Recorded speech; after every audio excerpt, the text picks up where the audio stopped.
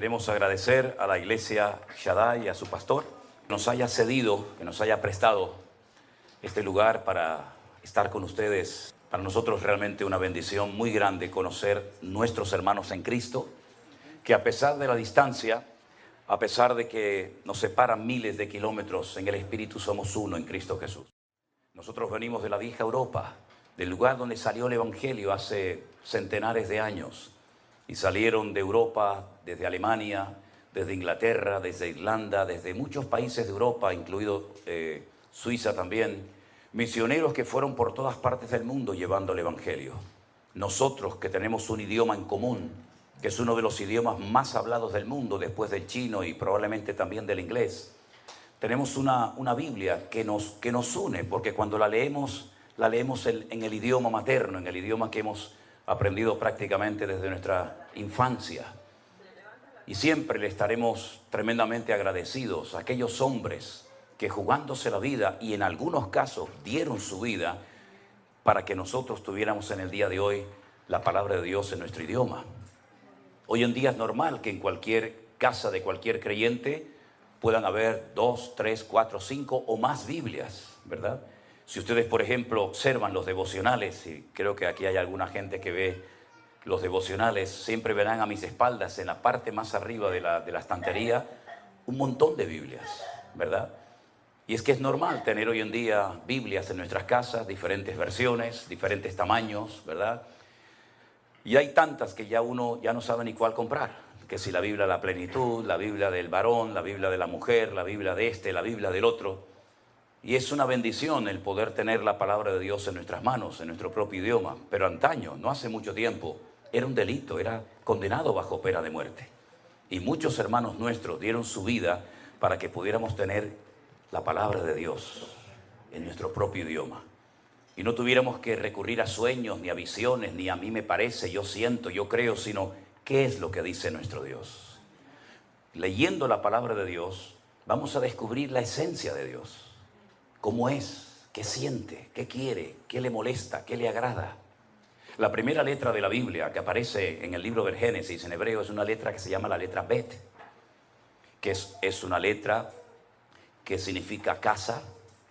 Es una letra que son 4 preposiciones. No se puede traducir las 4 preposiciones al mismo tiempo. Casidoro de Reina tuvo que escoger una, en, pero podía ser entre, o otra más, ¿verdad? Y la última letra de lo que conocemos como la ley, que es el libro de Deuteronomio, que se ha leído esta tarde una pequeña porción, es la letra Lamed. Si ustedes juntan esa primera letra del Génesis y la última letra del libro de Deuteronomio, juntamos o hacemos la palabra Lev. ¿Y saben lo que significa Lev? Corazón. Cuando usted lee la palabra de Dios, usted se mete y descubre el corazón de su Dios. No hay nada peor que conocer poco de nuestro Dios y de su palabra. Por eso el énfasis prioritario que le damos a la gente que se ha convertido en este tiempo es que desarrollen su comunión diaria y personal con el Señor. A través de su palabra usted puede conocer las intenciones del corazón de Dios. Y hay muchos ejemplos, no voy a hablar de esto en esta tarde, esto es simplemente una pequeña introducción. Cuando tengan que irse me avisan, porque yo cuando empiezo tengo un problema y es que no sé cuándo terminar.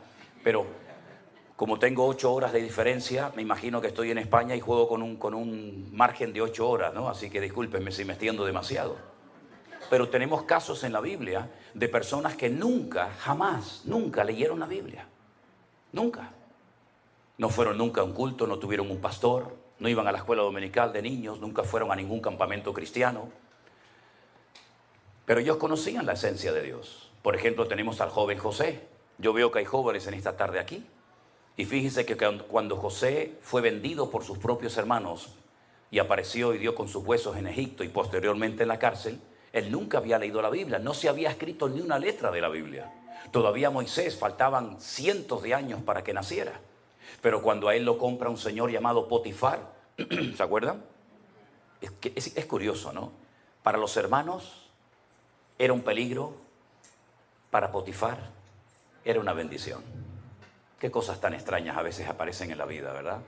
Pues dice la Biblia que la esposa de Potifar se enamoró de él y quería mantener relaciones con él. Y entonces él le dijo, ¿cómo voy yo a pecar contra mi Dios? ¿Cómo sabía él que eso era pecado? ¿Dónde estaba escrito?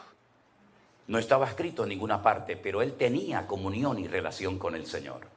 Y cuando tú tienes comunión y relación con el Señor, tú conoces el corazón de tu Dios, ¿sí o no? Él no necesitaba leer la Biblia. Cuando el Señor le dijo a Abraham, sal de tu tierra y de tu parentela, él no dijo, ¿me habré inventado esta voz? ¿Será producto de mi imaginación? No le voy a hacer caso a esta voz. Él sabía que era Dios el que lo estaba llamando. Y lo dejó todo, dice la Biblia, sin saber a dónde iba. Tiempo más tarde, cuando tiene un hijo, la Biblia dice que el Señor le pide en sacrificio a su hijo. Y él podía haber dicho, Señor, ¿me lo prometiste? ¿Me lo diste? Y ahora me lo pides en sacrificio. No puede ser la voz de Dios. Dios nunca le ha pedido a nadie el sacrificio de un hijo. Pero él no cuestionó a Dios. Él caminó 3 días sin parar desde Beersheba, al sur de Israel, hasta Jerusalén, el monte Moriah, para sacrificar a su hijo. Porque él sabía que el Dios que lo había llamado de Ur de los Caldeos para ir a la tierra prometida, era el mismo Dios que ahora le estaba pidiendo a su hijo que lo sacrificara sobre un altar en el monte Moriah. ¿Cómo lo sabía? Por la comunión, por la relación que tenía con el Señor. Por eso, hermanos queridos, si algo tenemos que mantener y desarrollar hoy en día más que nunca, es nuestra comunión y nuestra relación con el Señor, porque es lo único que nos va a mantener firmes en estos tiempos difíciles y peligrosos en los cuales nos ha tocado vivir. Amén, hermanos. Amén. Pablo le decía a Timoteo, ocúpate en la lectura. Ocúpate en la lectura. Y fíjate que estando en la cárcel, él le decía, tráeme los libros, tráeme los pergaminos, sabiendo que está a punto de morir y de entregar su vida por Cristo. Él todavía tenía anhelos de prepararse, de instruirse, de tener material para poder seguir preparándose como siervo del Señor. No hay nada peor que un cristiano ignorante. Por eso pasa lo que pasa. Por eso muchas veces han entrado en la iglesia doctrinas de hombres, mandamientos de hombres, modas, métodos, que aparentemente vienen de parte del Señor, pero que después lo único que traen son divisiones internas, problemas y confusión a las iglesias. Por eso, escudriñar las Escrituras, porque ellas son las que dan testimonio de nuestro Señor Jesucristo. Amén, hermanos. Bueno, vamos a leer la palabra del Señor en esta tarde. No sé si la han traído, si no, no se preocupen. Yo quisiera leerles en esta tarde una historia muy bonita, una historia muy interesante de un hombre que se encuentra en el Evangelio de Lucas, capítulo 19. Evangelio según San Lucas, por favor, el capítulo 19, a partir del versículo 1 en adelante. Es la famosa y hermosa historia de Jesús y Zaqueo. Un poquito de agua tienen por ahí. Aquí, ahí está. Ok, gracias. Gracias. Lucas capítulo 19, versículo 1, dice así. Habiendo entrado Jesús en Jericó, iba pasando por la ciudad. Y sucedió que un varón llamado Zaqueo, que era el jefe de los publicanos y rico, procuraba ver quién era Jesús, pero no podía. No podía a causa de la multitud, pues era pequeño de estatura. Corriendo delante, subió a un árbol sicómoro para verle, porque había de pasar por allí. Cuando Jesús llegó a aquel lugar, mirando hacia arriba, le vio y le dijo, Zaqueo, date prisa, desciende, porque hoy es necesario que yo pose en tu casa. Entonces él descendió a prisa y le recibió gozoso. Al ver esto, todos murmuraban diciendo que había entrado a posar con un hombre pecador. Entonces Zaqueo, puesto en pie, le dijo al Señor, Señor, la mitad de mis bienes se la voy a dar a los pobres. Y si en algo he defraudado a algunos, se lo devuelvo cuadruplicado. Versículo 9.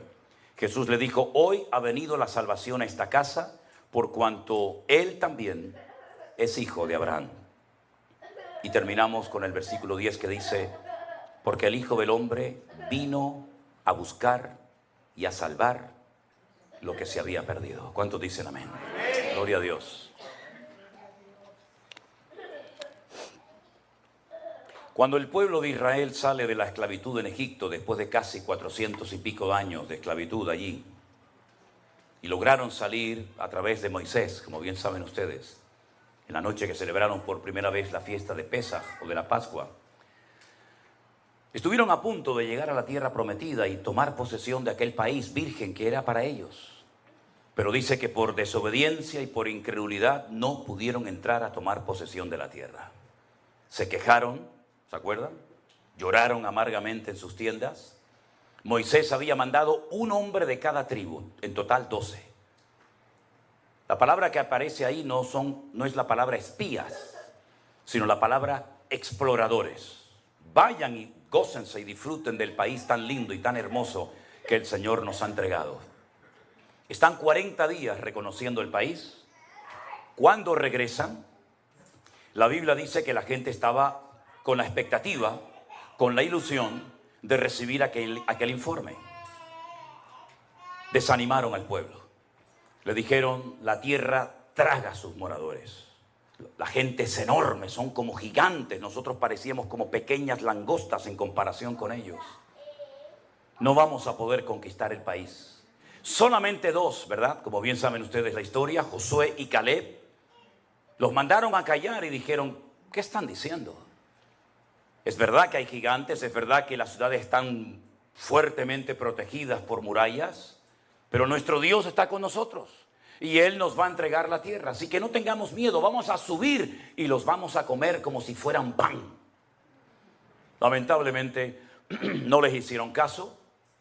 El Señor les dijo, 40 días habéis estado recorriendo la tierra a día por año. 40 años dando vueltas en el desierto hasta que toda esta generación de incrédulos desaparezca y Dios levante una nueva y fresca generación sin vuestros temores, vuestros traumas, vuestros complejos y que se atrevan a tomar posesión de la tierra que fluye leche y miel, la tierra de Canaán.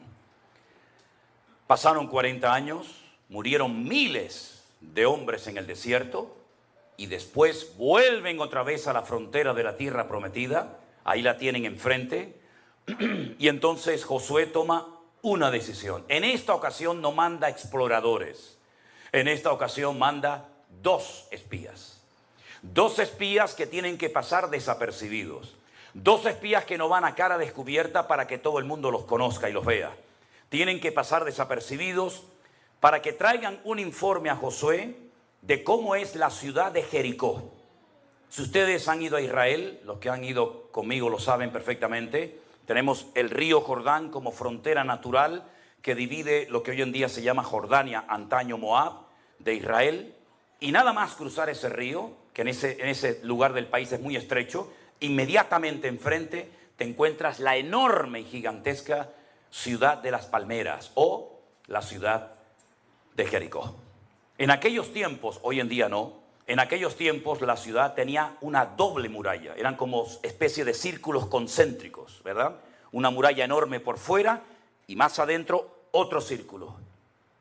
Cuando los 2 espías llegan a la casa de una tal Rahab, ¿se acuerdan? Rahab la ramera, les da hospedaje y ella les dice, hemos oído lo que vuestro Dios ha hecho por vosotros. Sabemos perfectamente que la ciudad va a caer en vuestras manos. Hemos oído cómo habéis vencido a los reyes que se levantaron contra vosotros en el desierto. Hemos oído cómo el Señor abrió las aguas del Mar Rojo y toda la gente en esta ciudad está asustada porque su corazón desfallece por causa de los hijos de Israel. Tener misericordia de mí y de mi familia cuando entréis a tomar posesión de la tierra, porque sabemos perfectamente que la ciudad va a caer tarde o temprano. Ellos le dijeron, si tú no le cuentas nada al rey, si tú no le cuentas nada a ningún hombre de que hemos estado aquí, tendremos misericordia de ti y de tu casa. Pero 2 condiciones. Primero, no salgas de la puerta de tu casa, quédate dentro. Si quieres que alguien más se salve contigo, tu padre, tu madre, tus hermanos o quien sea, que estén dentro de la casa contigo. Segundo, este cordón, esta tela, este trapo de color grana o rojo, lo vas a atar en la ventana para que cuando entremos a tomar posesión de la tierra, la gente sepa que en esa casa no tienen que entrar a herir, a matar a nadie, sino que ahí vives tú. Así fue. Todos conocemos la historia. Después de días y días de dar vueltas, la ciudad cae y las murallas de Jericó, según los arqueólogos, que les llamaron mucho la atención. No cayeron según la posición de las piedras de adentro hacia afuera, ni tampoco de afuera hacia adentro se cayeron, sino que todavía tenemos en nuestra retina las imágenes de cómo cayeron las famosas Torres Gemelas. ¿Se acuerdan? Se desmoronaron, cayeron de arriba abajo, porque no era una obra del hombre. Era una obra, una intervención divina y sobrenatural. Las piedras se desplomaron sobre sí mismas y todas las murallas cayeron, excepto la casa de Rahab la ramera, que dice el libro del Génesis que ella vivía, su casa estaba entre un muro y el otro muro, en medio ella vivía. Toda la ciudad se desmoronó, pero su casa permaneció, porque la Biblia declara y dice: caerán a tu lado 1000 y 10.000 a tu diestra, mas tú no caerás, por cuanto has puesto tu confianza en el Señor tu Dios. Eso fue lo que pasó. Aleluya. Tremendo, tremendo. Esa ciudad cayó. Fue la primera conquista importante de la tierra prometida, y de ahí en adelante fueron tomando posesión de la tierra hasta llegar hasta la frontera, hasta el norte, que le tocó en posesión a la tribu de Dan. De ahí que se diga desde Dan, ¿verdad? Desde Dan hasta Berseba, desde el norte hasta el sur. En esta ciudad, que fue conquistada no por una estrategia humana, no por un método humano, sino por la voluntad y el poder de Dios, es donde el Señor Jesucristo se encuentra ahora. Este pasaje de Lucas capítulo 19 acontece en la ciudad de Jericó. Y es en la ciudad de Jericó donde hay un pequeño hombre de una estatura muy, muy pequeña llamado Zaqueo, que es el jefe de todos los publicanos y además un hombre tremendamente rico. Los publicanos en aquella época eran personas odiadas. Nadie quería tener contacto y comunión con los publicanos. Ellos no eran romanos. Los publicanos no eran extranjeros, por lo menos en Israel. Eran judíos que se pasaron al bando contrario, al bando del enemigo, y se encargaban de recaudar los impuestos para el enemigo, y al mismo tiempo se llenaban los bolsillos. Y por eso se enriquecían de una manera injusta. Este es el jefe de todos ellos. Uno de los peores insultos que se te podía decir en aquella época a un hombre era llamarte publicano, que es lo mismo que traidor. Traidor, recaudando, sacando el dinero, robándonos el dinero, nuestros ahorros, nuestros recursos, para dárselos al imperio romano, al enemigo. El Señor Jesucristo llega a la ciudad de Jericó porque fue conquistada milagrosamente por el poder de Dios, y este hombre lo quiere ver, pero dice la Biblia que es muy pequeño de estatura. No lo puede ver, no se desanima, no se deprima, no dice, bueno, total, ¿qué más da? Sino que sale corriendo, se sube a un árbol sicómoro. De hecho, el árbol sicómoro más famoso de Israel justamente está en Jericó. Los turistas van y se sacan fotografías al lado de un árbol sicómoro. ¿Y qué es un árbol sicómoro? Ustedes saben que para trepar, para subir a un árbol, a veces uno tiene que poner una escalera, porque las ramas están muy altas, pero el árbol sicómoro no. El árbol sicómoro es muy fácil treparlo, es como si fuera una escalera, porque las ramas empiezan desde abajo, así. Y entonces usted va pisando la primera rama, la segunda, la tercera, y enseguida se ponen en 4, 5, 6, 7 metros muy fácilmente, porque las ramas son muy anchas, muy fuertes, y empiezan desde el suelo. Y eso fue lo que hizo Zaqueo. Trepa a lo alto del árbol sicómoro para ver el rostro, para conocer al Señor Jesucristo, que ya en aquellos tiempos era muy famoso, porque él se dirigía a Jerusalén. No se olviden, el camino que va de Jericó hasta Jerusalén son 35 kilómetros. Era el camino por el que iban los sacerdotes. Los sacerdotes vivían en Jericó, y cuando les tocaba subir a Jerusalén una semana a ministrar, salían por ese camino, llegaban a Jerusalén, y a la semana volvían a su casa y subía otro turno de sacerdotes. Se conocía como el camino de la sangre, porque la gente sabía que los peregrinos iban con sus diezmos, con sus ofrendas, con sus aportaciones a la casa de Dios, y entonces los ladrones se apostaban en el camino para saltearlos. La famosa historia del samaritano, ¿se acuerdan? El buen samaritano, ¿dónde se lleva a cabo? Ese hombre que es herido, que casi lo matan, en el camino que desciende de Jerusalén hasta Jericó. Zaqueo lo que hace es que está esperando pacientemente para ver el rostro del Señor Jesucristo, y para sorpresa de él, Jesús nos sigue de largo sino que se detiene al pie del árbol y le dice: Zaqueo. Fijaros que lo llamó por su propio nombre. Es que nuestro Dios conoce absolutamente todo. No le tuvo que decir: ¿qué haces allá arriba? ¿Cómo te llamas? ¿Cuánto tiempo llevas allá arriba? Es que lo que nadie sabe y conoce en esta vida, nuestro Dios lo conoce perfectamente. Él nos conoce desde el vientre de nuestra madre. Él sabía que tú ibas a nacer. No es casualidad que tú hayas nacido. Se quedaron millones de futuros o de posibles hermanos nuestros por el camino.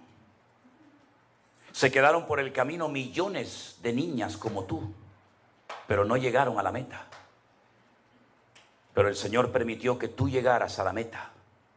Y cuando eras así una cabecita prácticamente que hay que mirarla por un microscopio, tú llegaste porque el Señor te diseñó desde el vientre de tu madre para que tú vivieras de gloria en gloria, de victoria en victoria y de bendición en bendición. No es casualidad que hayas nacido. Al contrario, hay un propósito, hay una razón de ser. Si cuando no eras nada sin Cristo llegaste el primero a la meta, imagínate ahora que el Señor está contigo como poderoso gigante. Nadie te podrá hacer frente en todos los días de tu vida. ¿Cuántos dicen amén? El Señor Jesucristo le dice: baja, baja, baja, Zaqueo, ven. Yo hoy quiero comer en tu casa. Claro, para muchos fue un escándalo, porque hay personas, cristianas evangélicas también, que ya creen que lo saben todo. Tienen sus esquemas. Esto está bien hacerlo en la iglesia, pero esto no. Porque te educaron, te criaron como que tú eres el que controlas. Tú eres el que sabes. Y entonces, en cuanto se sale el programa del protocolo o del horario, o el predicador no sé qué, o el músico, enseguida nos ponemos nerviosos. Y por eso muchas personas en la época del Señor Jesucristo se ponían nerviosos cuando, por ejemplo, veían que iba a entrar a la casa de un publicano, de un traidor. Porque no les cabía en la cabeza que el Señor, si era tan santo y tan sabio, entrara a comer a casa de un pecador. Pero ¿para qué vino el Señor Jesucristo a este mundo, mi hermano? ¿Para darle una palmadita en la espalda a los religiosos y que sigan con su fariseísmo y con su hipocresía? ¿O Él vino a buscar y a salvar lo que se había perdido? Porque es muy fácil ser cristiano aquí adentro. Pero es que yo he visto un montón de gente durmiendo ahí en la vereda de esta calle, que de alguna manera habrá que ir a alcanzarlos para Cristo, o por lo menos evangelizarlos en algún momento. Pero no le lleve una Biblia a un muchacho que está enganchado a la droga, a la heroína, a la cocaína, al crack, que está pasando frío, hambre. No le lleve una Biblia porque no le va a servir de nada. Llévele un pan, llévele un café con leche y después le regala la Biblia. Primero vaya a lo natural y luego vaya a lo espiritual. Pero si va a lo espiritual, una persona que está enganchado al mundo, que el diablo lo tiene en sus manos, la Biblia en ese momento ni siquiera la va a apreciar. Lo que va a utilizarla es arrancando la Biblia para hacerse canutos de marihuana y fumárselos, como muchas veces ha sucedido. Entonces Jesús entra en la casa de Zaqueo, el publicano, porque es la persona más representativa de la ciudad en cuanto a los pecadores se refiere. Ahora, fíjese qué interesante, ocurren cosas que si usted no conoce un poquito la ley del Antiguo Testamento le van a resultar sorprendentes. Jesús entró en su casa, no fue solo, sino que fue con 12 hombres más, sus 12 discípulos, ¿verdad? No abre la boca en ningún momento, no dice absolutamente nada, no le reprocha a Zaqueo absolutamente nada. Nosotros a veces, algunos cristianos tienen la manía, la mala costumbre de cuando entra un pecador a la iglesia, una persona de la calle, queremos en 5 minutos cambiarle la vida. Y no lo bautizamos ahí mismo porque no hay posibilidad, si no hasta lo harían. Que si huele mal, que si lleva una virgen o un crucifijo colgado en el cuello, que si va en sandalias o descalzo. Tranquilos, la obra no la vas a hacer tú. La obra la va a hacer el Señor. Porque si la haces tú, la obra va a durar lo que dura el culto. Pero si la obra la hace el Señor, va a durar por la eternidad. Entonces,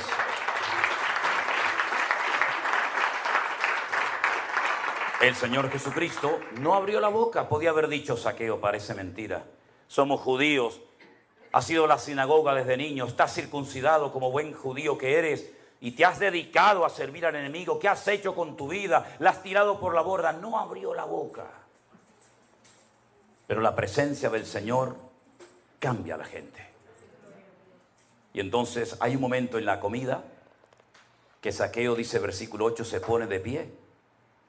Cuando una persona en la Biblia se pone de pie, es porque va a decir algo importante.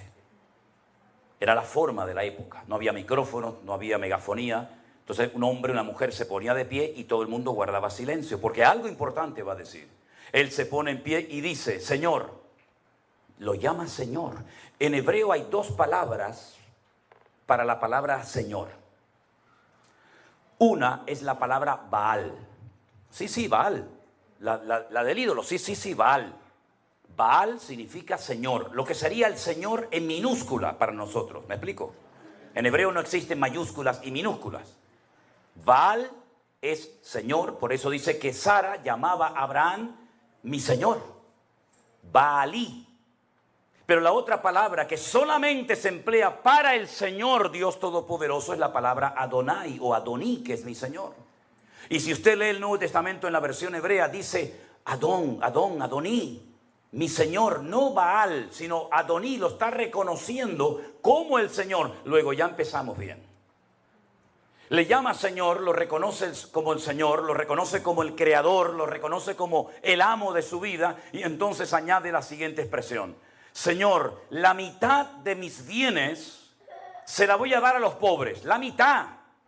Imagínate tú, saca cuenta de todo lo que tienes. Y dice, bueno, tengo $1.000.000 en cosas. La mayoría de ustedes tienen eso, ¿no? La mitad, $500.000 se lo voy a dar a los pobres. Pero es que no te lo van a devolver. Es que no lo puedes dar con intereses. Bueno, es una inversión. Les doy $500.000 y recibo a los 6 meses 700.000. No. Se lo voy a dar desinteresadamente. La mitad de mi patrimonio se lo voy a dar a los pobres. Algunos dirán, pero esto es una locura. ¿Qué le pasó a este hombre? Es que cuando Cristo entra en un hogar, uno hace locuras para el Señor. La mitad de mis bienes se la voy a dar a los pobres. Y escucha, y si en algo he defraudado, tú sabes que has defraudado, Zaqueo. Tú sabes que esa riqueza no vino de trabajar. Muy poca gente se hace rica trabajando, ¿eh? Discúlpenme. En España. Aquí no. Aquí yo sé que trabajan y todo el mundo se hace rico. Ya. Vienes con una mano delante y una mano detrás y en un año eres millonario. Ya. Y yo me chupo el dedo, como decimos allí en España, ¿no? También, ¿eh? Si en algo defraudado, y era para decirte, pero ¿cómo no vas a defraudar, querido? Si la casa que tienes, la ropa que tienes, todo el patrimonio que tienes, ¿de dónde rayo lo has sacado, mijo? Si te has enriquecido a costa de la gente abusando de tu autoridad, porque eres el jefe de todos los publicanos. Si los publicanos ya eran ricos y tenían capacidad económica, imagínate el jefe de todos ellos, ¿verdad? Si en algo defraudado se lo devolveré cuadruplicado. Y ahora aquí tengo que pararme a dar una pequeña explicación. La ley de Moisés, la ley que el Señor le dio al pueblo de Israel en el monte Sinaí, dentro de los 613 mandamientos que tienen, 613, hay uno que decía que cuando una persona robaba algo, no era suficiente con pedirte perdón. No era suficiente con devolverte lo que te he robado. El Señor va mucho más allá y dice, pides perdón, devuelves lo que has robado y le das 4 veces más de lo que has robado. Tienes que demostrar que estás arrepentido. Porque si usted a mí, hermano, me ha robado y usted viene a mí y me dice, pastor, hermano, hermana, discúlpeme, quiero pedirle perdón porque el otro día le robé. Yo digo, sí, yo te perdono, pero dame lo que me robaste. Cristianos sí, pero tontos no. No te pases. Me robaste el otro día esto, me lo das. Yo te perdono siempre, pero no te pases un pelo conmigo. Me devuelves. Y en el cristianismo, Santas Pascuas. En el judaísmo no. En el judaísmo me devuelves, me pides perdón y me das 4 veces más. Es decir, que si el otro día fuiste al campo y te gustó una vaca que yo tenía allí en el campo, me la devuelves y me das 4 más.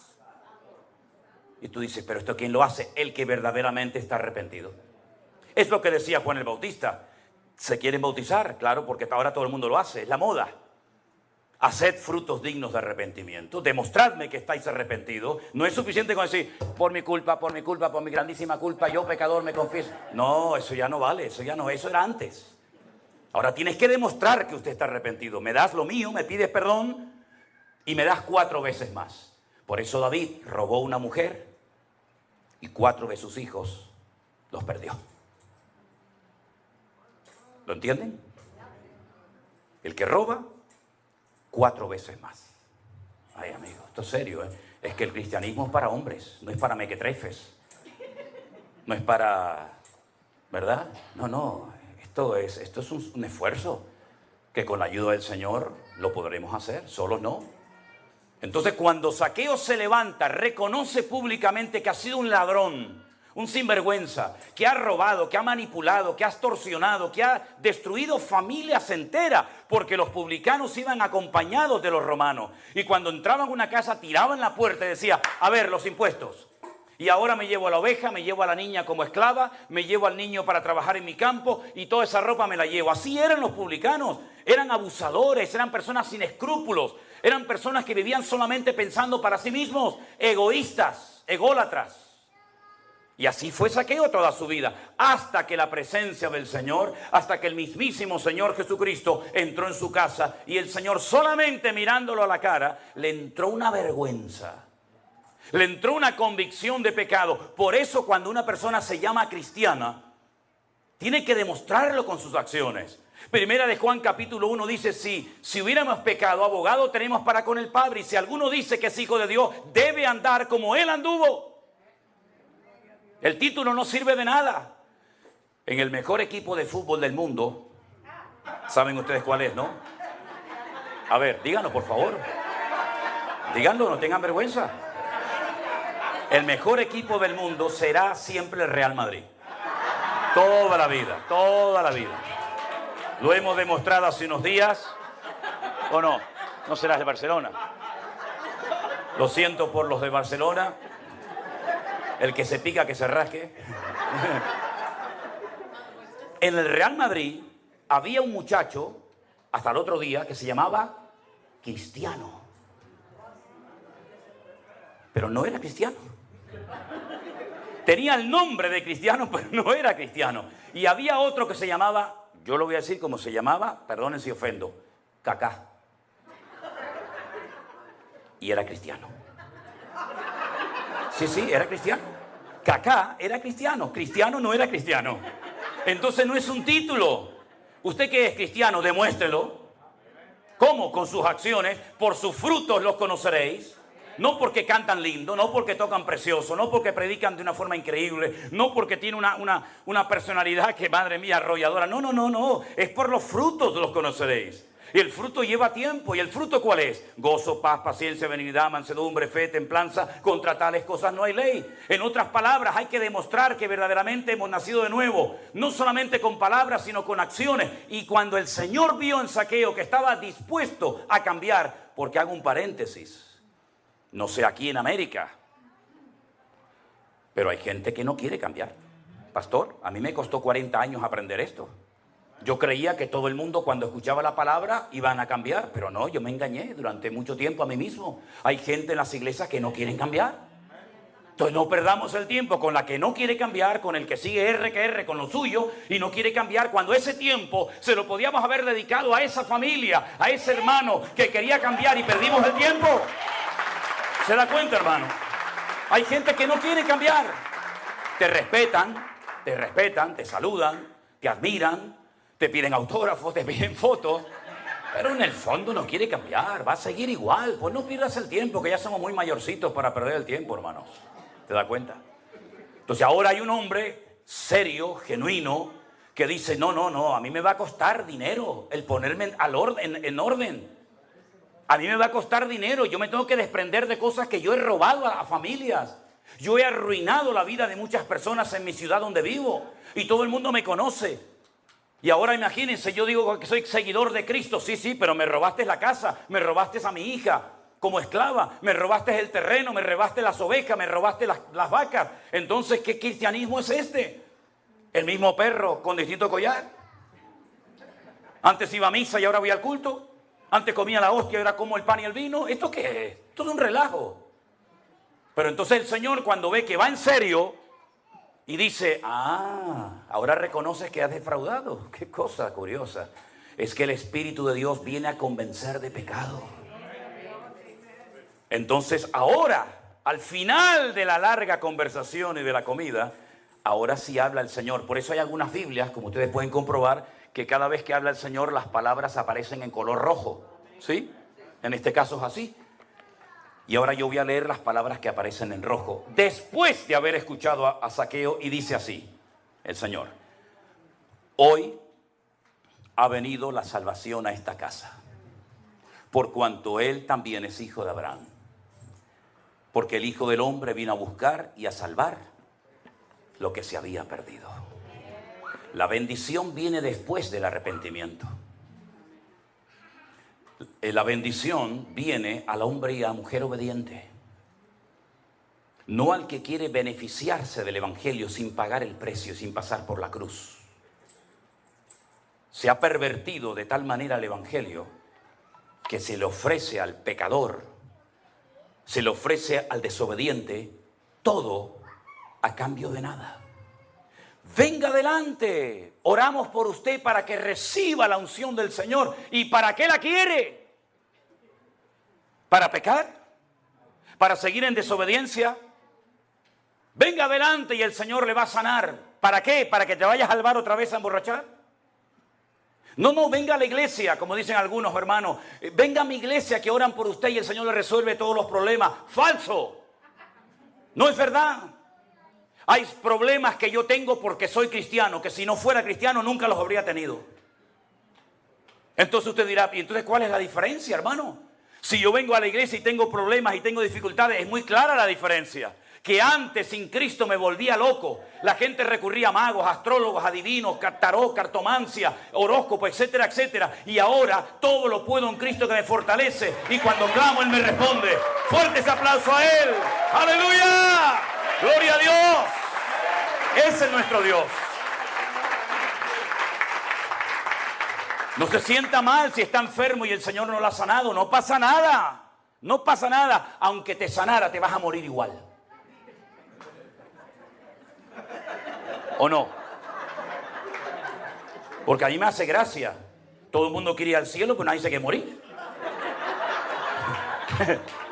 Pues para ir al cielo hay que morirse, mijo.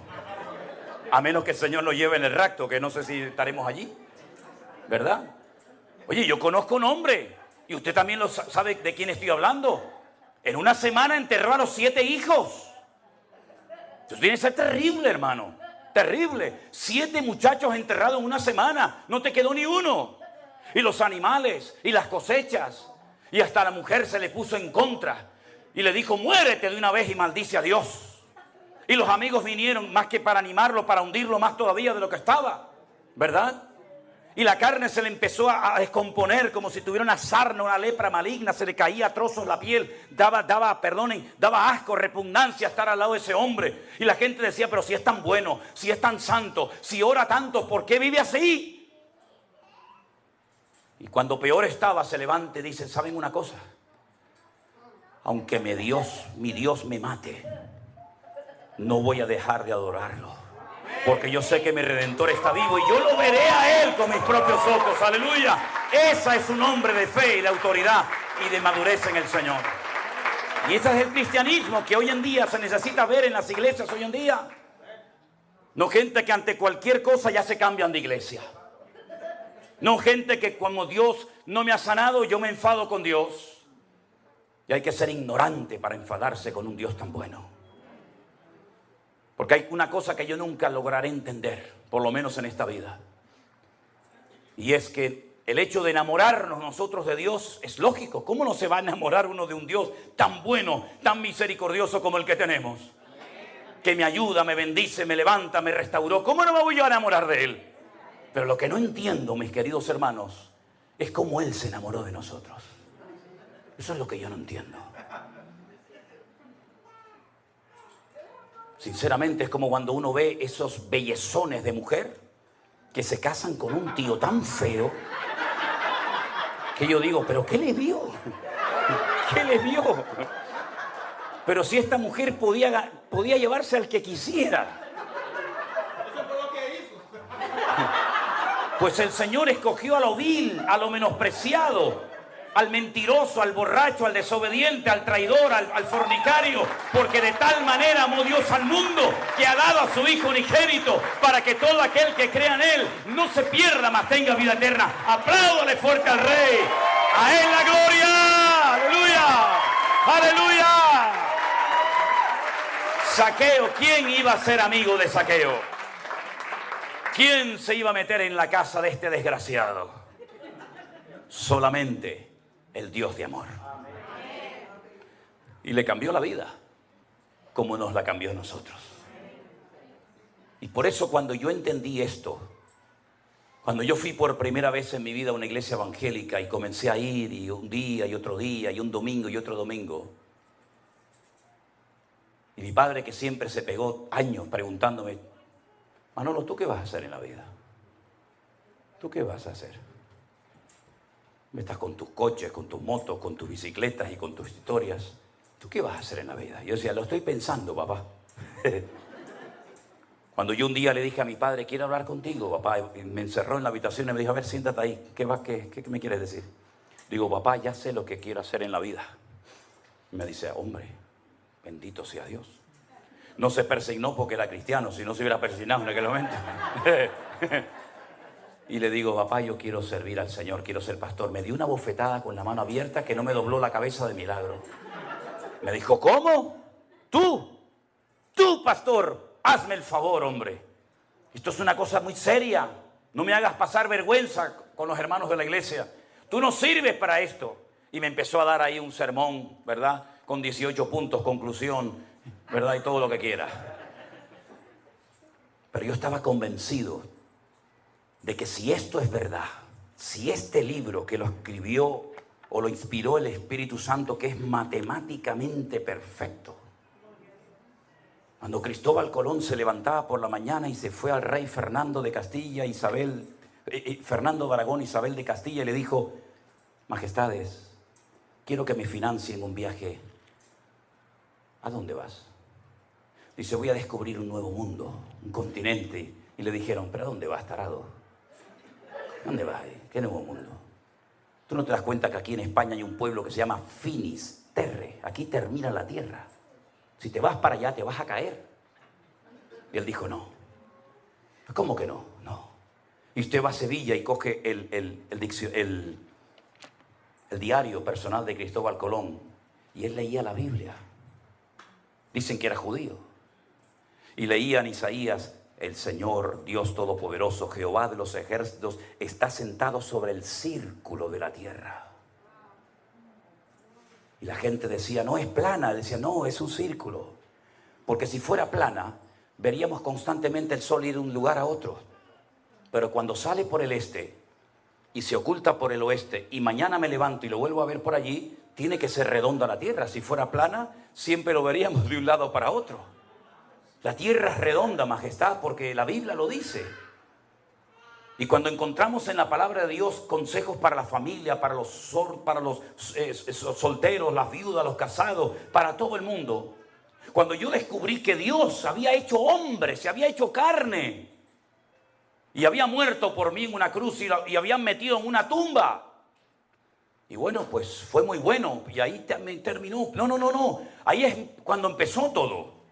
Al tercer día dice la Biblia que fueron a buscarlo y no estaba, la tumba estaba vacía. Y no es que habían robado el cuerpo, no es que se habían equivocado de tumba, no, sino que había resucitado, dice la Biblia.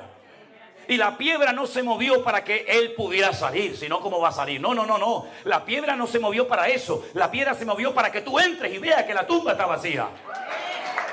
Cuando yo entendí eso, yo dije: Dios mío, esto es increíble. Que Dios murió por mí, que lo metieron en una tumba. Yo he estado docenas de veces en la tumba donde Jesús estuvo enterrado, allí en Jerusalén. Y nunca olvidaré cuando un día dentro de la cueva donde José de Arimatea la había labrado para prepararse su sepultura y la de su familia, una hermana me dice: pero hermano, ¿qué venimos a ver aquí? Y le digo: aquí, nada. Y me dice: ¿cómo que nada? Digo, ¿se imagina que estuviera ocupada? ¿Se imagina? Yo le puedo llevar al que quieran a la tumba del rey David. Digo, mira, ahí está David Hamelech, el rey de Israel, el dulce cantor de Israel. Venga, te voy a enseñar la tumba de Abraham. ¿Quieres ver la tumba de Adán y Eva? ¿Quieres ver la tumba del patriarca Jacob, Isaac? Ven, te la enseño. ¿Quieres ver dónde está enterrada Raquel? ¿Quieres ver dónde está encerrado Zacarías? Yo te llevo. ¿Quieres ver la tumba de José? Pero la tumba de Jesús está vacía. Cuando yo dije, si esto es verdad, se lo tengo que contar a todo el mundo. Porque no todo el mundo sabe esta historia. Saben la historia de Semana Santa, de la religión muerta y vacía. Que tienen que llevarlo a cuestas. Que tienen que sacarlo y meterlo cuando no llueve. Porque cuando llueve, cuidado que se mojan y se echan a perder las estatuas. Tuvimos hace poco en una de las 7 islas Canarias, en una pequeñita que se llama La Palma, un volcán que hacía 50 años que no explotaba. Así, de la noche a la mañana, en décimas de segundo, ¡pum!, explotó el volcán. 3.000 casas las destruyó en pocos días. Carreteras, colegios, fincas, terrenos, invernaderos. No destruyó toda la isla por la gracia y la misericordia de Dios. Como el volcán en las Islas Canarias va muy lento y más o menos se puede prever el recorrido que va a hacer hasta que llega al mar, sabían que el volcán, que explotó más o menos como a la mitad de la isla, iba en dirección a un pueblo. No recuerdo ahora mismo Todoque, creo que se llama así el pueblo. Y entonces dijeron, uy, cuando llegue el volcán al pueblo va a destruir la iglesia del pueblo. Y entonces la gente salió corriendo a las iglesias, bajaron al San Pancracio, bajaron a la Virgen de no sé qué, bajaron al otro que estaba clavado en la cruz y veías a la gente corriendo por las calles con los muñecos a cuesta. Y yo decía, Dios mío, pero si ahora tienen una oportunidad extraordinaria para demostrarle a todo el mundo y a las Islas Canarias, no se preocupen, a mí no me tiene que cargar nadie, yo voy a parar el volcán, conmigo no puede porque yo soy Dios, somos dioses. Tienen ojos y no ven, tienen boca y no hablan, tienen pies y no caminan, tienen oídos y no oyen, y semejantes a ellos son los que los adoran. Pero sin embargo nuestro Dios no hay que cargarlo en hombro, a nuestro Dios no hay que pegarle gritos, porque nuestro Dios dice, clama a mí y yo te responderé, pedid y se os dará, buscad y hallaréis.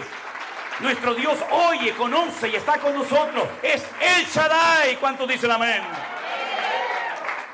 Y puede ser que en esta tarde haya alguien que dice, yo ese Dios no lo conozco. Claro, yo tampoco lo conocía. Yo conocía la religión que los españoles trajeron aquí, a América, y a México, y a Venezuela, y a Colombia. Yo conocía esa religión que venía con la ley, con la orden debajo del brazo de los reyes de España, que conquistaran la tierra, tomaran posesión de ellas, y los que se resistieran y no se quisieran convertir al catolicismo, le cortaran el cuello. Esa es la religión que vino de allá. Una religión que no funcionaba allí y la querían traer aquí. Una religión con la espada en una mano y con la cruz en otra. ¿Te bautizas? ¿Te haces católico? ¿No? El siguiente. Sí, venga, para adentro. Esa es la religión que tú heredaste. No la elegiste tú, te la impuso tu papá, el abuelito y la abuelita. Esa religión no existía en la época de Jesús. Esa es la religión que viene del término religa, reluga, relegare, que significa atarse o volverse a atar otra vez. Jesús no era católico, tampoco evangélico. Jesús era judío, pero él vino enviado por el Padre para dar vida y vida en abundancia. ¿Conoces a ese Jesús? ¿Lo conoces? No lo sé. Ahora, yo ya he terminado, Yo no voy a seguir hablando más, podría hablar hasta mañana si quisiera. Pero ahora le toca a usted decidir qué va a hacer con lo que ha oído. Nosotros no venimos de España a que nos aplaudan, como usted comprenderá. Nosotros no venimos a España aquí de vacaciones. Hemos venido aquí para hablarte de mi Señor, el que me salvó, me liberó y me sanó. Si usted no conoce a ese Señor, hoy tiene la oportunidad de decir, como yo dije hace muchos años atrás, yo no creo en Dios, ni en pastores, ni en Biblias, ni en nadie. Pero si tú existes verdaderamente y puedes hacer algo por mí, yo te pido que me ayudes a cambiar, porque yo quiero conocerte. Bendita la hora que hice aquella oración. La hice con 17 años, voy a cumplir 61 años dentro de poco, y no me arrepentiré jamás en la vida de haberle entregado mi vida al Señor Jesucristo. ¿Usted lo conoce? ¿Lo quiere recibir en su corazón? Porque ¿dónde pone el hombre a Dios? ¿Dónde lo pone? Aquí en el cuello, en la cartera atrás, te dice, no, mire, yo soy muy cristiano, mire, aquí lo tengo. Encima de la mesita de noche, encima de la cama, ese crucifijo enorme que como se le caiga un día a uno en la cabeza lo mata. Lo ponemos en todos los lados, menos donde tenemos que ponerlo, que es aquí adentro en el corazón. A mí me da igual dónde se vaya a congregar usted, si es aquí, allá o en ninguna. Yo no vengo a hacer publicidad de una iglesia. Usted ha vivido perfectamente sin mí toda su vida y yo sin usted. Por lo tanto, no venimos para hacer un negocio. No. Yo vengo para hablarte del Señor que me cambió la vida. Si usted quiere cambiar y pedirle perdón al único que le puede perdonar sus pecados, porque no hay hombre en el mundo que le pueda perdonar los pecados, ¿sabes? No hay pastor, reverendo, no hay nadie que te pueda perdonar tus pecados sino solamente Dios. ¿Y quién no ha pecado? Dígame. ¿Quién no ha pecado? ¿Aquí no has pecado nunca? A lo mejor has hecho cosas que ni tu mujer sabe que las hiciste, o tu marido, o tu hijo, o tu padre. Pero Dios es un Dios de amor que dio su vida en la cruz por ti, para que si hoy tú quieres conocerle, lo puedas conocer y empezar tu vida nueva. Cierra tus ojos ahí donde estás, mi querido hermano. Yo quiero preguntar en esta tarde, ¿hay entre nosotros alguna persona que nunca le ha entregado su vida a Él, al Creador del universo, al Señor Dios Todopoderoso? Pero tú lo quieres hacer en este momento. Ahora es el momento de hacerlo. Ahora es el momento de decir, Señor, perdóname. Cambia mi vida, Jesús. Quiero conocerte. Me gustaría mucho poder orar por usted. Me gustaría mucho poder orar por ti. Simplemente tienes que levantar tu mano ahí donde estás. Dios le bendiga. Dios le bendiga. Dios le bendiga. Dios le bendiga. Amén. Dios te bendiga a ti también. Gloria a Dios. Este es el momento más importante de esta reunión. Es el momento de mayor reverencia. Si hemos tenido que cruzar el charco para venir aquí, a que estas personas en esta tarde le entreguen su vida a Jesús, ha merecido la pena, pastor. Ha merecido la pena. Voy a pedir por favor a los que levantaron su mano, si son tan amables, ¿pueden pasar aquí un segundito? Y oramos juntos al Señor. Pasen adelante, por favor. Yo no les conozco a ustedes. No hace falta que aplaudan, no hace falta que aplaudan, no hace falta que aplaudan. Yo quiero que toda la iglesia esté orando. No me estén mirando a mí. Vamos a orar. Aquí hay almas que van a pasar ahora de muerte a vida. Va a haber gozo en el cielo porque va a haber a pecadores arrepentidos que le van a entregar su vida a Jesús. Y es el momento más importante de este culto en esta tarde. ¿Hay alguna persona más entre nosotros en esta tarde que le quisiera entregar su vida a nuestro Señor Jesús? Con toda libertad puedes todavía pasar al frente. Gloria a ti, Señor Jesús. Voy a pedirle a los que pasaron adelante en esta tarde que cierren sus ojos junto conmigo y repitan conmigo esta oración, que no es una oración mágica, no es una fórmula religiosa, sino es simplemente una forma de guiarte para que usted pueda rendirle hoy su vida al Señor Jesús. Repita conmigo, por favor. Señor Jesús, en esta tarde te doy gracias por haber muerto por mí en la cruz. Te doy muchas gracias, Señor, porque ocupaste mi lugar en la cruz. Yo quiero que tú perdones todos mis pecados. Dígalo conmigo. Yo quiero que tú perdones todos mis pecados. Quiero que en este momento entres en mi corazón. Yo recibo al Señor Jesús como mi Señor y mi Salvador personal. Límpiame, Señor. Hazme un hijo tuyo, Señor. Y yo públicamente confieso, dígalo, quiere oírlo. Yo públicamente confieso que a partir de hoy el Señor Jesucristo será mi Señor y mi Salvador. Renuncio al pecado. Pondré mi vida en orden.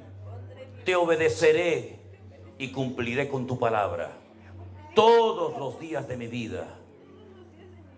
Te lo pido con toda mi alma, Señor, en el nombre de Jesús. Amén. Quiero orar por ustedes en esta tarde y pido a la iglesia que se unan a mí y oremos por ellos. Padre, en el nombre de Jesús, soberano Dios del cielo y de la tierra, te pido que tú bendigas a estas personas que en esta tarde han sentido en su corazón pasar al frente en esta plataforma de esta iglesia y públicamente confesarte delante de los hombres. Tu palabra, tu promesa dice que cuando alguien en la tierra te confiesa delante de los hombres, tú también le confesarás en aquel día delante de tu Padre, Señor.